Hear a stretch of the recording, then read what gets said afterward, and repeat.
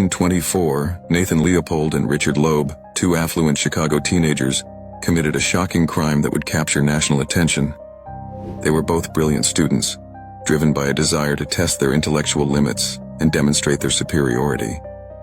Motivated by a twisted sense of adventure and the belief that they could commit the perfect crime, they hatched a plan to kidnap and murder a young boy, Bobby Franks, whom they believed would be an ideal target. After luring him into their car, they brutally killed him, using a chisel and disposing of his body in a nearby culvert. The murder was premeditated, with Leopold and Loeb believing their wealth and intelligence would shield them from capture. However, their plan unraveled quickly. A pair of glasses found near the crime scene led police to Leopold, and soon, the two were arrested. The ensuing trial became a sensational media spectacle, raising questions about morality, privilege, and the nature of evil. Their defense argued insanity, while the prosecution painted a picture of cold-blooded calculation. Ultimately, they were convicted and sentenced to life in prison, leaving a lasting impact on the American justice system. In 1924, Nathan Leopold and Richard Loeb, believing themselves to be intellectually superior, kidnapped and murdered 14-year-old Bobby Franks in Chicago. Their aim was to commit the perfect crime. They spent months planning every detail, from the abduction to the ransom note and even the disposal of the body. Despite their meticulous planning, the case quickly unraveled due to a crucial piece of evidence: a pair of unique eyeglasses found near the body. These glasses were traced back to Leopold, as only 3 pairs with that specific hinge had been sold in Chicago. Under intense scrutiny, Loeb was the first to confess, followed swiftly by Leopold. They admitted their motive was driven by thrill-seeking and delusions of being Superman. Their confessions matched most of the evidence gathered by the police. The case was solved through diligent police work and critical forensic evidence, demonstrating that even the most carefully planned crimes can be unraveled, ensuring justice for Bobby Franks. Here is their real photos.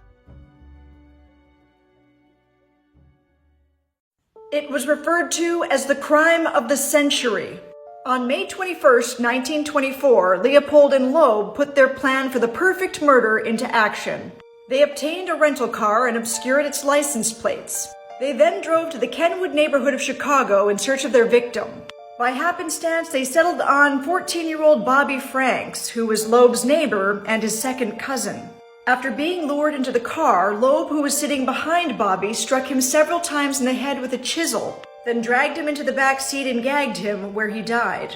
They burned Bobby's face and genitals with acid to obscure his identity, then disposed his body in a culvert in Wolf Lake, Indiana. Leopold and Loeb then mailed a ransom note to the boy's father, Jacob. Unbeknownst to the killers, Bobby's body was found and identified before the ransom note was even delivered. A distinct pair of custom-made eyeglasses were discovered near the body and immediately traced back to Leopold. When questioned about them, Leopold stated he must have dropped them one day while birdwatching.